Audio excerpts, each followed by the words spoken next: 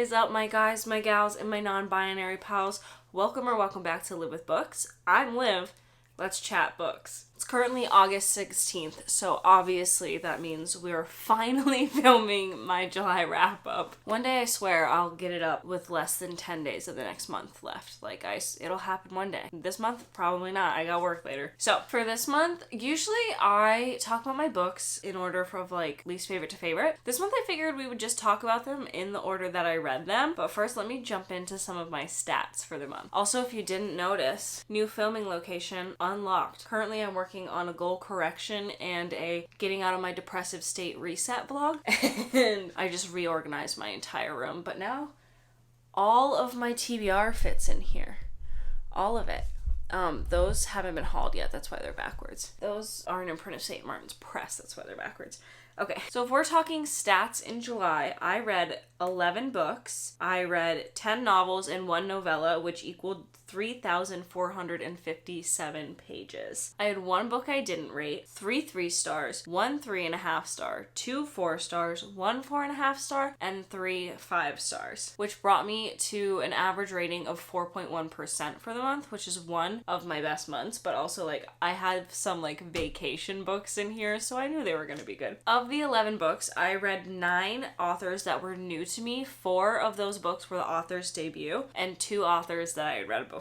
That's all I got for the stats, so let's jump right on into the books that I read in July. I started July off strong. I picked up a book at the library. I was like, I think I might end up liking this, and I read it in a day, and that was The Haunting of Velkwood by Gwendolyn Kiste. I, after reading this from the library, immediately went and picked up my own copy because I did, in fact, give this book 5 stars. In this book, we are following a group of friends who used to live in this neighborhood that is now encased in a mysterious bubble, and no one can get in or out of it. They were the last people to leave this neighborhood before the phenomenon occurred. So Velkwood is the neighborhood, and it's not even a neighborhood, it's a street. It's Velkwood Street, and they leave and they go back to college one night, and the next thing they hear is this mysterious mist has formed around their street and it's impenetrable. No one can get through. I think something like 15 to 20 years later, we are following Talitha,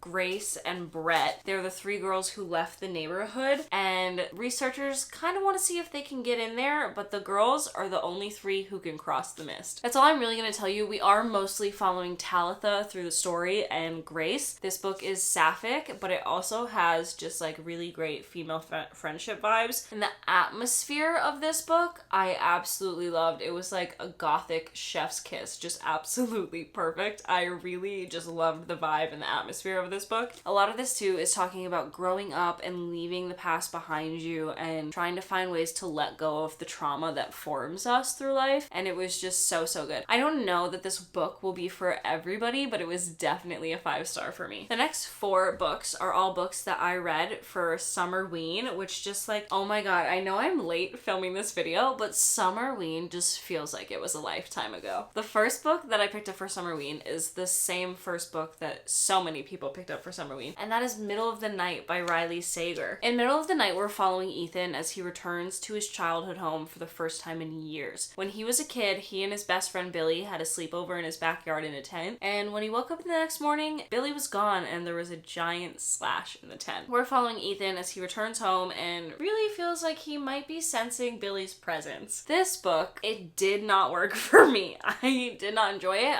If I did quarter stars, it would probably be a 2.75 because there were a couple points where I was having fun, but I'm just gonna call it a 2.5. I don't do quarters, I do halves. I can't give it a 3. I can't do it. This is my 3rd Riley Sager book. The first one I read was Home Before Dark, and I gave it 3 stars. And that's one where I'm maybe if I reread it might be higher. Then I read The House Across the Lake, which everyone hated, and I gave 5 stars. So this one, it just wasn't for me. First of all, the first 170 pages, absolutely nothing happens. We're just following Ethan as he is repeating himself over and over and over and over again in his head, and it was just infuriating to read. The fact that this book took nearly this much to get interesting, to get good, to like hold my attention was a total bummer because I wanted to just be in from the start. And then one of the biggest twists was just like so obvious from page 20. There's one twist who like the culprit or whatever you want to call it that did shock me a little, but like overall just no. One of the twists that happened in this, I figured it out like 20 pages in, and I didn't even write it on like my little theory tabs because I was like, we're 20 minutes in and that would be way too obvious. Like he wouldn't even start foreshadowing that now. He did. He sure freaking did. I don't know. There's no part of me that screams that like Riley Sager is an amazing writer, you know, like the writing usually it's very cookie cutter, and it usually really all relies on the twist for me, but this one was just, it was really boring. It had an anticlimactic ending. I didn't mesh with it. I didn't like it. I will say there was a part of this where I cried, but this is also on the list of books where it's like that special time of month for me, and would it have really made me cry any other time I read it? I don't even want to talk about it anymore. The next book though that I picked up for Summerween, y'all, this next book, I called it my Gabby book because I first heard about it through Gabby, and that is FantasicLand by Mike Bockoven. I was supposed to read this, I think, in June for Kayla's members live show, and I never got to it, so also helps me just catch up on some old TBR stuff. This book is told in interview forms as this historian is kind of writing a book on the events that occurred in FantasicLand in the fall of 2017. FantasicLand is an amusement park that is kind of giving, like, if you put all of Disney parks together, there's like 5 parks within this fantastic land that you can go to, and each one you could spend a day at, but they all have the same park entrance instead of being all over. This book is following the events of what happens when a hurricane just completely ravages Florida and everyone is overwhelmed. Response teams are overwhelmed. FantasicLand is like especially equipped for a disaster like this because one of their co-owners really thought in the 70s that it was too close to the coastline, so imagine years later how they felt. So there are bunkers and everything that workers can volunteer to stay in during a storm that are filled with food, filled with water. Like ideally they could be fine for like a year in these bunkers if they wanted, but suddenly people start dying and all of the remaining staff in FantasicLand are breaking up into factions and just violence and chaos ensues. This book was so good. I don't know if I said already, but if I didn't, I gave this book 5 stars. It was absolutely incredible. Every interview is with a different person from the park in a different faction that they ended up in, and just like trying to pinpoint how all of these young adults, like 17 to 20 something year olds, ended up just completely annihilating each other and murdering each other in like a month and a half span before they were rescued. This book, the note that I wrote on this book is actually pretty much all I should say about it. A fantastic, parentheses, LOL, study in fear and what happens when we're disconnected from the world and when fear and imagination run rampant. This was so good. I kind of want to reread this already. I had a really, really great time. The next book, I'm looking at my notes. We're now realizing that my overall average for the month is down because this was absolutely not a 3.5 star. This would also, I would probably call it a 2.5 to a 3. I'm really not sure, but that is A Devil Comes to Town by Paolo Maurensig. This is a little translated book. It's translated from Italian, and it is following a town of writers as the devil comes to town disguised as a publisher. And the whole pitch of this book is supposed to be like about what these people are doing to each other and like the horror of that. And it really didn't give that. It really didn't give it. I wish it gave the story from maybe a different perspective, or you followed just like a few other people instead of just like it's a priest recounting him encountering the devil in this town. Basically, there's a competition in this town of writers for this new publisher who's shown up. Whoever writes the best story, they're gonna win money. And they're supposed to be doing like all these awful things to each other. Like one family gets in a fight in a supermarket. Like that's it. That's really not what this is about.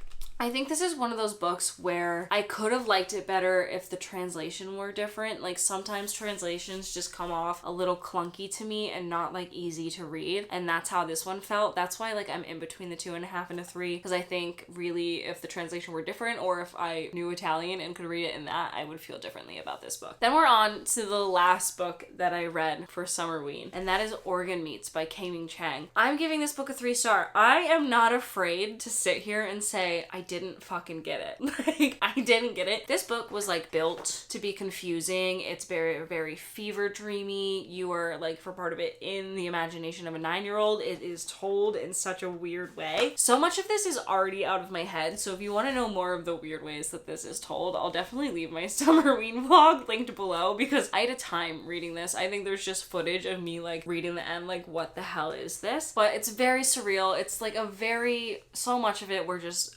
blending imagination and reality, and I just got lost along the way quite a few times. That being said, this is more of like a sapphic book as well, and I really appreciated like the commentary on how do I phrase this? I appreciated the commentary and like themes of talking about how we as a society value boys so much differently than we value young girls, and also just about what it's like to grow up as a queer young child, a queer young girl, and being different. I really enjoyed that, but 40% of this book, I swear, was just written to be confusing as fuck. Now that I've told you all that, I guess I could tell you what this is about, which, like, can I? Let me just read you this. Best friends Anita and Rainey find refuge by an old sycamore tree with its neighboring lot of stray dogs who have mysterious ability to communicate with humans. The girls learn that they have been preceded by generations of dog-headed women and women-headed dogs whose bloodlines bind them together. To preserve their kinship forever, Anita convinces Rainey to become a dog with her, tying a collar of red string around each of their necks. But when the two girls are separated, Anita sinks into a dream world that only Rainey knows how to rescue her from. As Anita's physical form begins to rot, it is up to Rainey to rebuild Anita's body and keep her friend from being lost forever. I wish I read that before I read the book, because maybe I would have been a little less confused, but not much. This one I was in between 3 and 3.5, but I really think the 3.5 is because I wanted to understand more than I did, and I don't. I didn't get it. Okay, we're gonna overheat in a shocking turn of events. We are now out of Summerween reads, and the first book that I read out of Summerween is definitely in my top 10 of the year, y'all, and that is The Eyes of the Best Part by Monika Kim. Oh my god. If you don't know, first of all, look at the tab situation. Can you see her? Can you? The red is misogyny, and I ran out of tabs. If you don't know what this book is about, this is a horror book where we are following Ji-won. As in her first year of college, her father has left and abandoned her family, her mom, her, and her younger sister, and a few months later, her mom starts dating a new man, a white man named Greg, I think. George. So close. A white man named George. And he is gross, he is condescending to women, and he leers at any Asian woman just a little too long, Ji-won and her sister included. Suddenly, after George comes into her life with his giant blue eyes, Ji-won starts having these nightmares where she's in rooms made out of blue eyeballs and where she's eating eyes. It's also called The Eyes of the Best Part because so many times in the beginning of this book, their mother is trying to get them to eat the fisheye because it is good luck. Finally, Ji-won does it one night just to make her mom feel better because their father's left, and suddenly we're obsessed with eyeballs and she really, really wants to eat George's. I could probably fill an entire book on how much I love this and how much I just, like, I have sticky notes in here everywhere. I have notes everywhere. I annotated the fuck out of this. It was so good. There are two characters. There's George and another character who I won't tell you about, who are very good representations of the aggressive and subtle ways that men prey on women and manipulate women. That was really, really interesting and so well written. It talks about the dangers of what happens when you look to someone else to fulfill you instead of finding fulfillment in yourself. Maybe not dangers, but like toxicity to your own mind. And it has absolutely incredible conversations on grief. I loved this book. I am just so absolutely obsessed. I still have to edit the vlog where I read this, but I'm pretty sure I'm like screeching at the end. Also, the tag for this, like the comp titles, are Crying in H Mart meets My Sister the Serial Killer in this feminist psychological horror about the making of a serial killer from a Korean American perspective. I've never read My Sister the Serial Killer, but I have read Crying in H Mart, and I would say that they are comparable in the way of we're talking about what it's like to be Korean American and be really anything other than white in this country. Like, my god. But this is probably, I would strongly recommend it. There is obvious body horror, okay? We are following someone as she becomes a serial killer, and there's eyes involved, okay? There's body horror. The next book that I read, which I also read in the vlog with My Eyes Are the Best Part, and they kind of really paired well together, is Annie Bot by Sierra Greer. This book, we are following Annie. She is a sex robot, and her owner, Doug. Okay, we're overheating, but I just turned it back on, and I hope we get through it, because I gotta leave for work in 20 minutes, and we've got like 5 books left, so let's go. Why does this always take longer than I think it's gonna take? Annie Bot was created to be the perfect girlfriend for her human owner, Doug. Designed to satisfy his emotional and physical needs, she has dinner ready for him every night, wears the cute outfits he orders for her, and adjusts her libido to suit his moods. True, she's not the greatest at keeping Doug's place spotless, but she's trying to please him, and she's trying hard. She's learning, too. Doug says he loves that Annie's artificial intelligence makes her seem more like a real woman. But the more human Annie becomes, the less perfectly she behaves. As Annie's relationship with Doug grows more intricate and difficult, she starts to wonder, does Doug really desire what he says he wants? And in such an impossible paradox,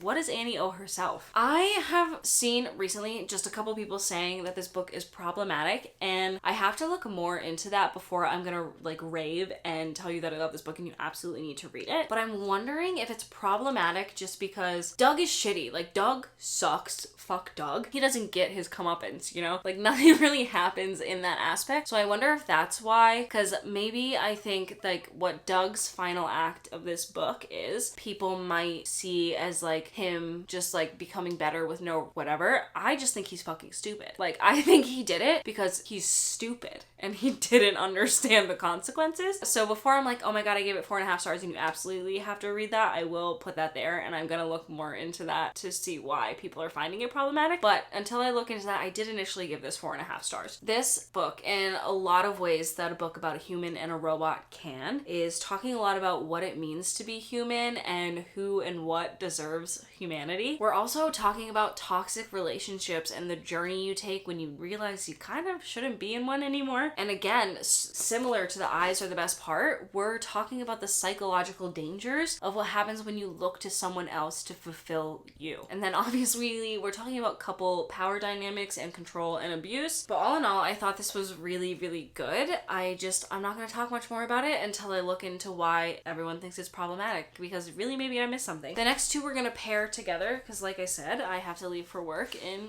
a little less than 20 minutes, and they're written by the same author and they're in the same series. These last 4 books I read on my vacation last month. There was supposed to be a vacation vlog, but I lost all of the footage that was on my camera for it. I have some on my phone of just some stuff that we did that I might incorporate here as I'm talking about stuff, because, well, one of the things we did is relevant to these next 2 books. I read Done and Dusted and Swift and Saddled by Lyla Sage. I actually just picked this up right before we left for vacation because I was like, it's vacation and I want a little romance to read, and I don't really have any on my shelves. When we were on vacation, we went to a bookstore to pick up, I can't reach it, I Was a Teenage Slasher, because Barnes & Noble sucks about having new queer and BIPOC horror authors, and they just have shelves of Stephen King. Which, like, I'm not mad, Stephen King is a good author, but how many people are really buying Christine in this day and age? Anywho's, in this book, we are following Emmy and Luke Brooks. Emmy is coming home from her Colorado apartment where she's been gone barrel racing. She's a professional barrel racer. Insert some rodeo footage here because we went to the rodeo. And this is a brother's best friend romance. This one I gave 3.5 stars. I felt like there were times, this is the author's like debut book, by the way, but I felt like there were times where we were just kind of being left out of this couple getting to know each other, and so I felt like I didn't really fully get to know them. Also, there's one thing that the guy does that is an ick for me personally, and probably not for a lot of people, but due to a crappy experience with it, it's an ick for me. This one though, we are following Emmy's brother Wes and Ada Hart as she's coming to redesign an old building on the ranch that Wes wants to turn into a guest home. This one I fucking loved, dude. This one was so cute, and opposite of Done and Dusted, I felt like we really got to see these 2 characters getting to know each other and got to watch them fall in love, so that was really cute. And then we also dove into a lot of the other female characters who we're gonna be seeing in the rest of this series, which I really loved. Like, their girls' nights were so cute. Also, there's a scene with a freaking baby cow, dude. Hell yeah. Loved it. This one I didn't rate because I don't read a lot of romance, and I really love this one, and I'm like, so is it a 5? Like, this was a 3.5. Is this a 5? And so I think I'm waiting for the third one to come out to rate it, because what if I love the third one like more than this one? Like, I don't know what my criteria is for romance yet. This one, I loved it. It's like, Ada's like a black cat girly and Wes is a total golden retriever. Also, it's city girl, ranch boy. The next book that I read on vacation is A House at the Bottom of a Lake by Josh Malerman. This was pretty good. I gave this 4 stars. I really enjoyed it. There was just nothing that was screaming, oh my god, this is an all-time favorite. This book, we're following 2 17-year-olds as they go on a date canoeing, and they find a house in the bottom of the lake, and suddenly they just want to keep going deeper and deeper into this house. I could be wrong, but to me, this whole book was like an eerie take on First Love. I have 8 seconds. I'm gonna scream. I think I definitely need new glasses, because that's the first time I ever noticed there was a countdown to how long I had before it shut off from the internal temp being too high. I don't know what I was saying other than I know I told you it was an eerie take on First Love. Right. Okay, I could be completely wrong. This may not have been the message of the book at all, but I felt like this was just an overall entire metaphor for the dangers of ignoring red flags in a toxic relationship as you're falling in love. I could be wrong because it's mostly about the house and not about the kids, so maybe I'm reading too much into it. This was a really, really good time though. It was a really quick read, and it was obviously a very good read for being at a cabin on water. So I gave this, I think I told you, but I gave this one 4 stars. And now we are on to the last book. I have to leave for work in 8 minutes. We did it, fam. This last book I actually started on the day we left for vacation for a very specific reason, and I quickly realized that this was a book I needed to be able to sit down and take my time with. So it was kind of like my coffee book in the morning, but mostly I finished it up when we got back from vacation. I think I maybe only read 60 pages on vacation, and that is Parable of the Sower by Octavia E. Butler. I said I started it on the day we left for vacation for a very specific reason, and that's because we left for vacation on Saturday, July 20th. And this book, though written in the 90s, starts on Saturday, July 20th, 2024. This book is a sci-fi classic about a world that is completely ravaged by climate change and the way that it has made the world so dangerous. When we start this book in 2024, we are following Lauren Alamina at 15, and we're just following kind of her diary entries throughout the years up until she's 18 years old. She kind of truly believes that one day their secluded neighborhood gated community is no longer going to be safe and they're going to have to go on the run. So she's preparing for that all this time. Also, all through this, her father is a priest and she no longer believes in God, and she's kind of thinking of her own religion and what she would want religion to be, and she chooses something called Earthseed, which she creates for herself, and everything comes from the earth and to the stars, and there is no powerful being involved. And this is kind of her journey from California to elsewhere as she kind of collects people who she indoctrinates into this Earthseed community. So many of these tabs are just like parallels between